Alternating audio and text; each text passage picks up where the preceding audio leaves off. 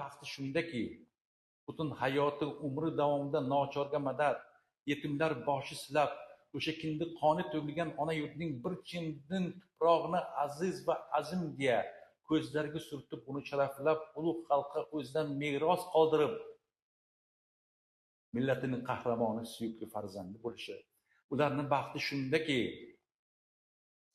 pok qalbda sug'organ hayot sharchasmasida vatanim, xalqim deya yonib yashashi oliy baxt. Shu oliyjanob fazilatlar, shu oliy baxt qalbida Alloh mehri, muhabbati bo'lgan har bir go'zal xulq sohibining yorug' mash'ali Hazrati inson odamiylik mulkining saodatmand vorisi bo'lishini ulug' xalqimga, qalbi munavvar bo'lgan qadrli insonim bo'lgan Orkut Sherali Qodirovga, butun go'zal bir jamoasiga baxshida aylayman.